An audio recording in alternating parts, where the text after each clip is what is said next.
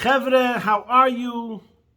I hope everyone is gesund, stark, und freilich, begashmis und beruchnis. I hope everyone is healthy, strong, and happy physically and spiritually.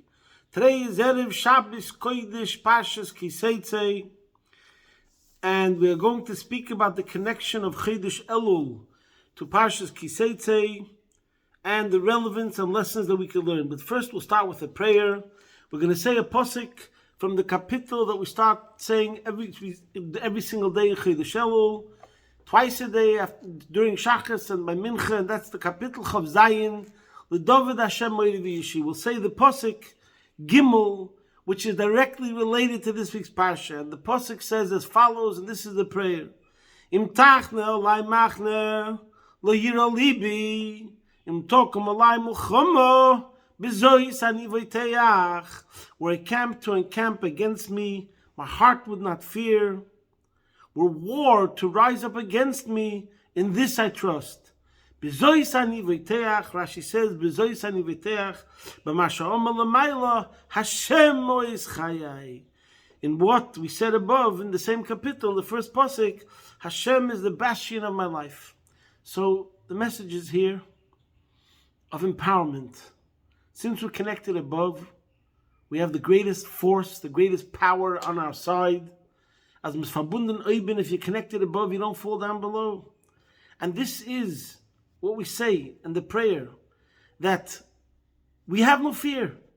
There's nothing of this world that's more powerful than a Yid who's connected to Hashem, and therefore whatever challenges he faces, he can overcome, because we've got the power. And this, my friends, is exactly, according to many commentators, the meaning of the first pasuk of this week's Parsha, where it says, Ki Seitzei la mulchama alevecha. If you go out and wage a war upon your enemies, unesonei Hashem alikecha, and Hashem, your God, delivers them into your hands, v'shavisa shivyoi, and you seize their captives. So we see from here, straight away, in the first pasuk, the message is, have no fear. And we're being told, Ki Seitzei la mulchama alevecha, unesonei Hashem alikecha. Hashem will give your enemy into your hands. So therefore, this is according to many commentators, this is the simple meaning and message of this pasuk, that the Jew, the Yid, has to know that whatever battles he's facing, whatever wars he's facing, he can be victorious because Hashem is with him. Now, we're not going to discuss the simple meaning of the pasuk over here, but rather, as most commentators immediately discuss, that over here we're talking about the inner struggle. And you know what? Let's just pause for a second and say in general that when this pasuk says, Ki Seitzei la mulchama, we're dealing with life's challenges, whatever life will throw at you, you should know that you can be victorious. Okay?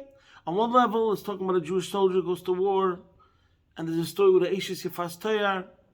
According to Toras HaChasidus, and this is what I want to say today, primarily I'm going to repeat two Hasidic discourses. We're going straight according to the Hasidic interpretation here. There's one mimer of the Rebbe Anilo Deidi Tafshin Yud Beis. It's a very famous Hasidic discourse that talks about prayer, which we'll soon discuss. And there's another discourse, Ki Seitzei la mulchama alevecha Tafshin Chafei. So what I'm going to speak today is a combination of both of those maimorim. But first, let's talk about Elul. There is a Birkei Yosef, the Rebbe brings this down in Likutei Sichos, Chelik Beis, page 637, where the Rebbe says as follows. No, sorry, not 637, 639, he brings that the Birkei Yosef schreibt, the Birkei Yosef writes, Adi Rabbonim was tomid oiskim begufei halachos ubechiburim. Even the rabbis, the scholars, the judges, is b'chodesh Elul hayu manichim miktzas limudim oif moisiv zayin betfilus v'sachalunim. During the month of Elul, they invested more time, took away from the time of study, to invest more time, additional time, in prayer. Betfilus v'sachalunim. And I believe, by the way, this might be connected also to the Hasidic custom in Chabad that during the month of Elul we add 3 kapitlich Tilim every single day. And I think it's amazing that automatically means that every single Yid, by adding those 3 kapitlich every day, accomplishes and fulfills this idea that he's Moise B'Tfilas of Sachanunim. He adds in prayer every single day in these days of the month of Elul. Now, the Alter Rebbe, starting from the Alter Rebbe in Likutei Torah, and all the Rabbeim, they interpret this pasuk, Ki Seitzei LaMilchama Al Oivecha, is talking about prayer. Which in the Maimer Anilu Deidi Tafshin Yud Beis, the Rebbe says that even though the verse Anilu Deidi V'Deidi Li is connected to prayer and Torah, I'm trying to keep it brief, so I'm not going to be able to tell you the whole story. But nevertheless, because the avodah, the service of Anilu Deidi, is more Mulmata L'Maila, starts from man, we have to say first Ani L'Deidi, and then Hashem responds V'Deidi Li. So therefore, between the two, and as we brought now from the Birkei Yosef, between the two, if we talk about Torah and Tefillah, even though they're both connected to Elul, but there's a greater emphasis on Tefillah. That's what the Rebbe says in the Maimer of Tafshin Yud Beis. In Tafshin Chaf Hey, he speaks a bit differently. See there, if you want to get the full picture. But now we're going with the approach that let's focus on prayer. And this is what most of the Rabbeim, throughout all the history, in the Parsha of Ki Seitzei, the focus was on prayer. And why? Because there's a Zohar that says, Shas Tzoiso Shas Krova. The time of prayer is the time of battle. Listen up, my friends. The time of prayer is the time of battle. So therefore, if we're talking about our verse over here in the Pasuk, we're saying that prayer is the battle. That's where you face your inner struggle. So this is what we're going to focus on today. Ki Seitzei LaMilchama Al Oivecha is talking about the inner struggle of a person, which in general is referring to, according to Nigli, you'd say between your Yetzer Tov and your Yetzer Hara, your good inclination and your bad inclination. And in general, on this, we have the famous Mishnah in Pirkei Avos. In general, when we talk about man's inner struggle, where the Mishnah says in Perek Daled, the first Mishnah, everyone knows this, but we have to tell it to ourselves 100 times a day. Eizeu Gibar HaKoivish Es Yitzroi Shenemar Toiv Erech HaPayim Mi Gibar U'Moishel Beruchai Mi Loiched Ir. Who is strong? He who subdues his evil inclination. As it is stated, he who is slow to anger is better than the strong man, and he who masters his passions is better than one who conquers a city. Let's repeat the verse from Mishlei. Toiv erech hapayim mi gibar, u'moishel beruchoi mi loiched ir.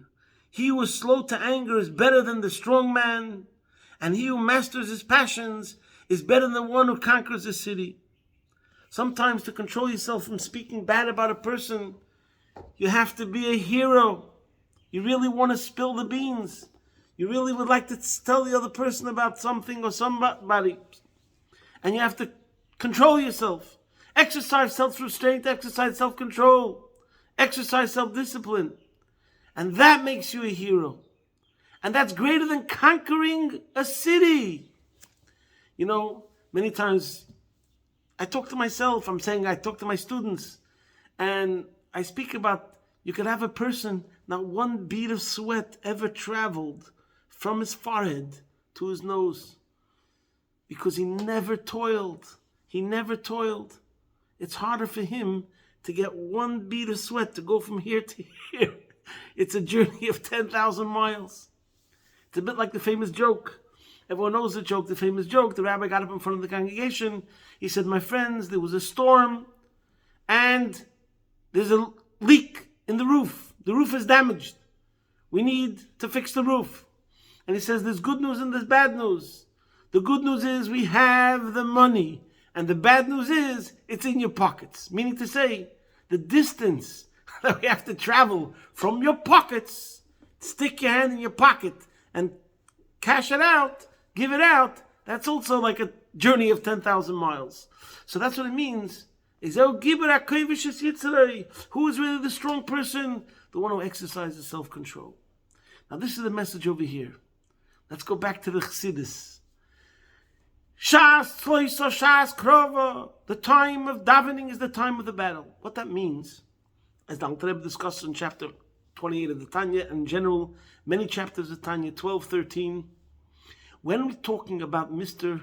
Average Yid, not a tzaddik, not the saints, not the tzaddikim, but for the average person, the Alter Rebbe says something so fundamental, so vital. He says that for the Beinani, the only time of the day that he can make an internal dent into his animal soul is during prayer. And in chapter 13, just to paraphrase it a bit, he says you could shoot your Yetzer Hara, your animal soul, with a dart, a tranquilizer. So for the time being, he falls asleep. But the impact that it has in the rest of the day, it gives you a certain layer of protection that lasts the entire day, that your animal soul, your Yetzer Hara, is not aroused and stimulated. If you hadn't given him that tranquilizer dart. When is it possible to reach that level of inner influence, inner impact on your animal soul? Only during prayer. And that's why for the Beinani, as the Alter Rebbe calls him, the struggle, the battle is happening during prayer. Because you grab the bull by its horns and you tell him, why do you have to be a behemoth? You're better than that, as we'll soon discuss. But first, as we discuss this idea of prayer is where the arena, the battle between your Yetzer Tov and your Yetzer Hara, your Nefesh Elikis and your Nefesh Bahamas takes place, let's talk about the Rebbe in the Maimer of Anilu Deidi Tavshin Yud Beis actually shows you the step-by-step. Since prayer is Sulam Mutzavat Zavarishim Egiasha Maimah, it says that prayer is the ladder. That means its feet are on the ground, so you can be at the bottom, in mud, in cement, in quicksand. But then you have prayer, beam me up. You could go on the ladder, Sulam Mutzavatza, that's grounded in whatever dirt is on the ground. But if you climb this ladder of prayer, step by step, you become liberated and you go higher and higher. So in order for the average person, as we said, for the Beinani to break out, you want to break out of your mundane hustle and bustle of life and struggle, start davening. Now, first we're going to discuss the step-by-step of davening, just some of them, and then we'll go back to the pasuk as the Rebbe explains in Tavshin Chafei. But first now we're going to go to Tavshin Yud Beis. We're going to talk about 3 sections of davening. We'll talk about Psukei de Zimra, Bichas Krishma, and Shema. The Rebbe explains that Psukei de Zimra, the objective is to get excited. That's why it's called Psukei de Zimra, verses of song. We're aiming for an emotional response straight away. So imagine you walk into the synagogue, you could walk over to the jukebox, put in a quarter, press the 5 top songs that the Chachamim and David HaMelech knew, go straight to your soul and get it pumping and dancing. Dance with the rhythm. And that's the Halalukas. The Halalukas are number 1, talking about things of this world. Marabu Masecho Hashem, Magodu Masecho. We look at the world, we see nature, and we get excited towards Hashem. The hills are alive with the sound of godliness, with Elikus. And you just have to know the Pirush HaMilos, the literal meaning of the words of the Halalukas, and you will get excited and start dancing and sing us a song. That's Psukei de Zimra. That's why it's called Psukei de Zimra. It's verses of song, and the objective is just to get excited. The Rebbe also connects it with, amazingly, Psukei de Zimra. Zimra comes from a pasuk. It says, Lazamir Oritzim. Zimra means also to prune, to cut away. And the Rebbe talks about thorns. A person could be entangled. His Nefesh HaBahamis and his Nefesh Elikis, consequently, because his nefesh habahamis is in that cement or whatever it is, things that he got involved in this world that dragged him down. See the mimer. It's very interesting what he talks about over there. I don't want to get into it. So there are the pleasures of this world that sometimes even cause you just to be plain indifferent. Apathy. You feel numb towards spirituality. The way to break out is to get excited. So Psukei de Zimra is verses of song, but it's Psukei de Zimra, the verses that cut away the thorns. So imagine you were shackled with chains or with thorns, and you're given the sword, which is the key to just cut it away. And by the way, he says an analogy of a garden, that you have the weeds. And the weeds, or the bad stuff that's in the garden, the thorns, are stealing the resources, the nurturance that's in the garden from the orchard, from the beautiful trees that are meant to grow beautiful fruit. So what we have to do, we have to prune, we have to get rid of the negative, so they shouldn't steal away the juice, the energy from where it should be going. And when you do that, you'll be able to release your nefesh habahamis and thereby your nefesh elikis, and you'll be able to soar. So therefore the words Psukei de Zimra are verses of song and verses of cutting away at whatever's dragging you down. But how do you have to start? Sing us a song. Get excited. Just tune in. And don't worry about understanding. Just get excited. Dance. Sing. That's Psukei de Zimra. And he says that this is called chatzi, that you make an indent in chatzi, mitzatzeach, chatzi akli mibachutz. It's an external impact because you're reacting emotionally. Doesn't mean you went and did the brain surgery. It doesn't mean necessarily your perspective's really changed or your worldview. But still, you started from the outside. It's an indent. You've breached the outer perimeters. That's Psukei de Zimra. Next comes Birchas Kishma. Two things change Birchas Kishma from Psukei de Zimra. Number one, we press the button, and the button is the rocket ship that went from Elam Hazeh, Elam Asiya, straight into spiritual worlds. Yoitzer Oir is connected to Olam HaYetzira, according to Kabbalah. Yoitzer Oir Uvoirei Choshech. We say that straight away. That's talking about the world of Bria.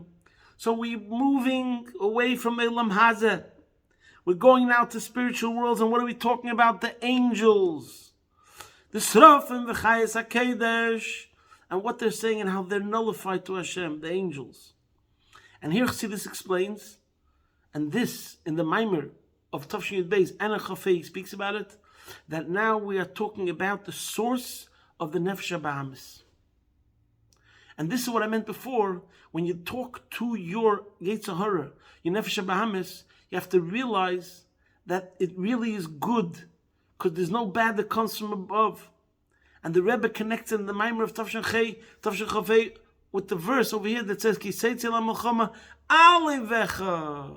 You're upon your enemies, you're higher than your enemies, because right now, your Yetzer Hara, your Nefesh HaBahamis, as it is in this world, is your enemy.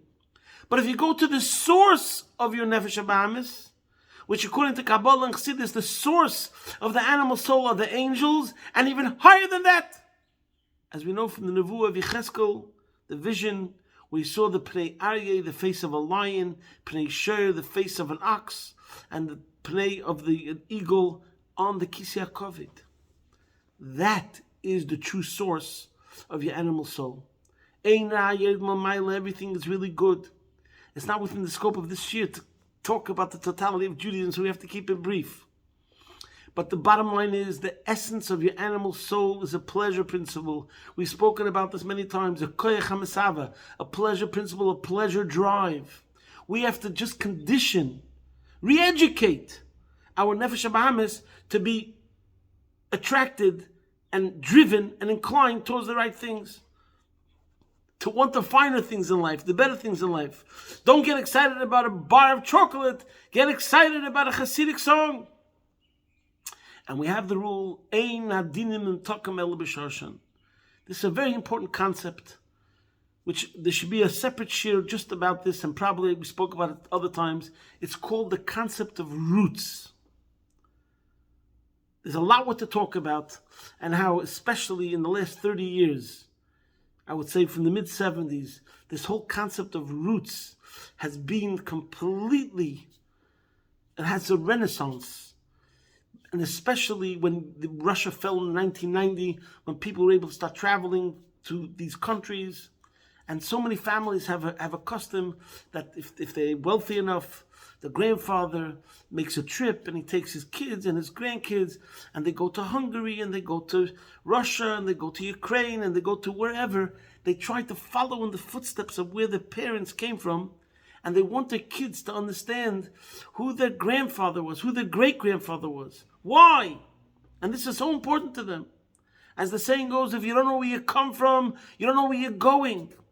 And the main point is, this is a sense of identity. It's an existential thing. Because if your grandfather is going to tell you about his experiences, and then he'll tell you about his father's experiences, then you look at yourself and you say, you know who I am? This is who I am. My grandfather saved Jews during the war. That's what he was busy doing. He was selfless. I'm just saying, for example, just to give another example, for example, let's say somebody gave you a book, and it's a story about some Jew, somebody who was amazing, did great things. Okay. Then, afterwards, he tells you, by the way, this is your grandfather. Oh, now you're going to read the book a second time, a third time, and get into more and more details, etc., etc. Why? Because now you look at it completely different. This is me.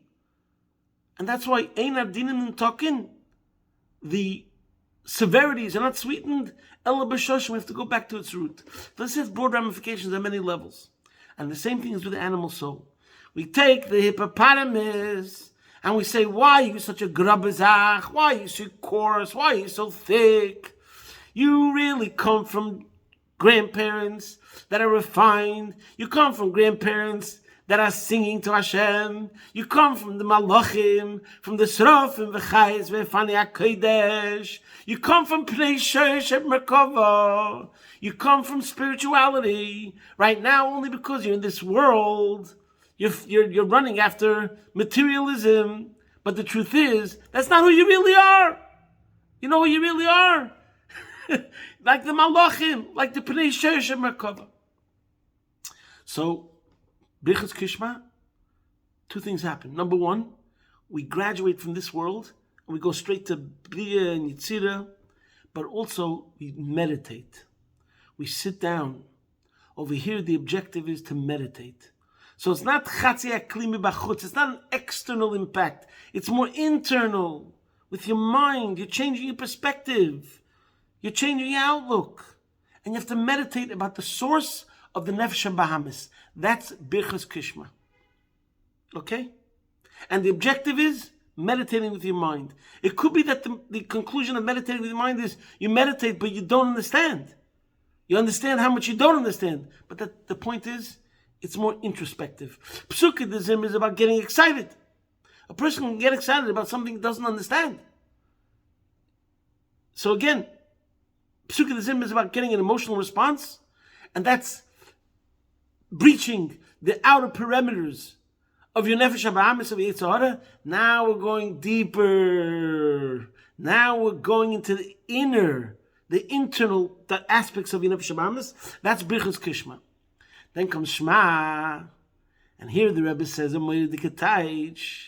usually we say Shema Yisrael Hashem Elokeinu Hashem Echad, that a Jew has to meditate about God. So what's the subject matter? Hashem Elokeinu Hashem Echad. How Hashem is infinite, how Hashem is the only true existence. But in the Maimer over there, he says, Shema, meditate and understand what? Yisrael. Meditate about the awesomeness of a Jew. So now, and again, it's not the scope within this talk to get into the details about, there's an avodah where you're in the battle with your animal soul, educating your animal soul, but then you go to the next level, which is pure service of your nefesh halikis, of your godly soul. In the end of the day, in the end, it's going to be about the godly soul itself. After it graduates from the battle and the war with the animal soul, and it's going to become stronger and better because the adversary always brings out the best in you. It honed your skills. But then there's a level where the Nefesh Elikis in its purity just soars higher and higher and higher. And that's what Shema Yisrael is about. As we say in another part of davening, every day in the morning, so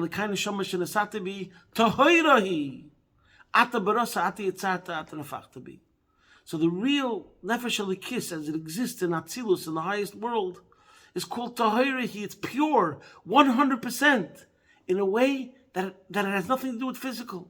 It has nothing to do with an adversary. It graduated, like Eved Hashem, not Eved Elikim. So that's a very high level. That's what we're supposed to be thinking about. What is a Jew? What is an Nefesh Elikis? What is a godly soul?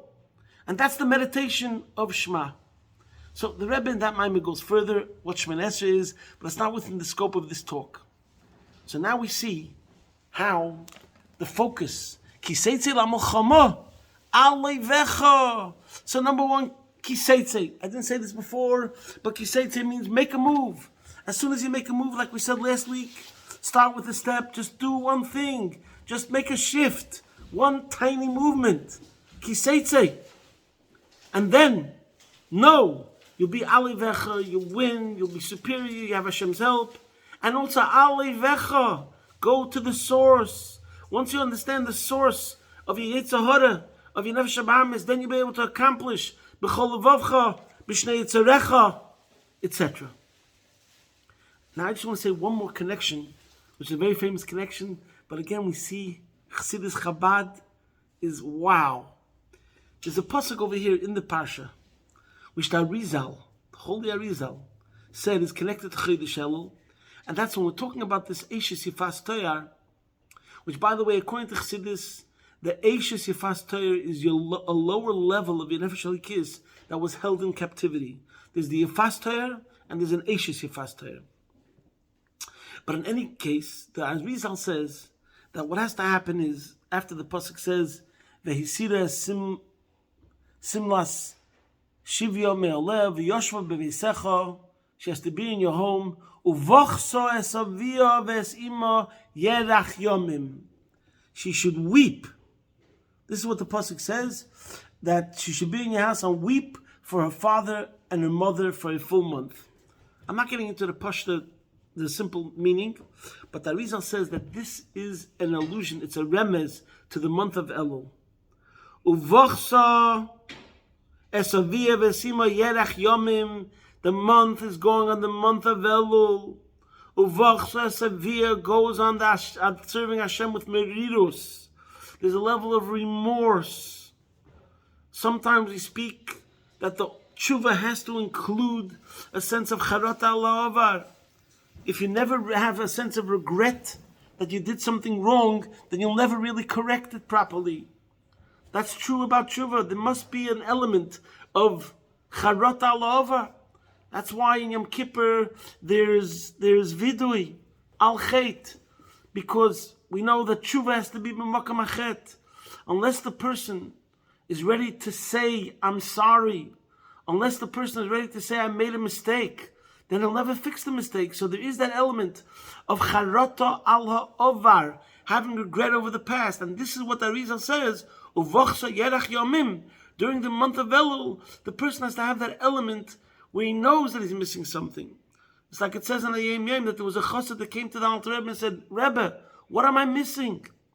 And that's the beauty of the story, that he was able to realize his limitations. He's missing something. Every single one of us has to ask themselves this question. What am I missing? How can I improve? How can I become better? And we have to realize that we're not perfect and we've made mistakes. That's what it means. In the month of Elul, take a good look at yourself, as Chassidus explains all over Cheshbon HaNefesh, and you weep. Weep means the avodah of Charot al-Over. So that's the result. And of course, it's true. And there's that element. But if you give a look in the Likutei Torah, from the Alter Rebbe in Parshas Seitzei, page 74, I just want to read you a couple of lines, how Chassidus Chabad always goes to the next level. The Alter Rebbe says the following: Uvachsa Savia. What does it mean that she shall weep after her father and mother? By the way, I'm sure it says in some places Avia Vesima means Chochma Bina. That's a person who's weeping that he doesn't have a higher consciousness. Chochma Bina, he doesn't have a higher consciousness, of a higher level of understanding of Hashem. And that's another point. You have to know what you're missing. You have to know what to ask for. When you pray, do you ask for Chirin Adas? Do you ask to come to a higher level of learning, of understanding, of appreciation, a deeper level of intimacy with Hashem? Do you ask Hashem to have Psichas Halev HaMoyach and Torah? So now, listen to these words. Uvachsa Savia, the Alter Rebbe says, He Pchinas Tshuva Iloah. That's talking about the higher level of Tshuva. We're not talking about Chanat Alava. We're talking about something much higher. And then he says, Ukanedim Mashakasav Arizal, he quotes Arizal, about Mishay Nebeicha B'Rosh Hashanah V'Yom Kippurim, Ein Nishmasi Shleima, whoever doesn't cry on the days of Aseret Mitzvah, his soul is not complete. But I want you to listen to the next words. Ve'ein Pchia Zu Bo Mitzad Morash Chayra. It's unbelievable. He says this crying does not come from melancholy, which means that it's not just plain simple regret or remorse, which has to be on a simple level, as we said before. Sometimes we say, sometimes we say there's nothing as whole and complete as a broken heart. That's one level, and it's true, and I'm not taking away from that. But here, I just want to show you an example of the Alter Rebbe. Wow! He says that over here, when it says Uvachsa Savia, we're not talking about Pchiyat that comes from Morash Chayra.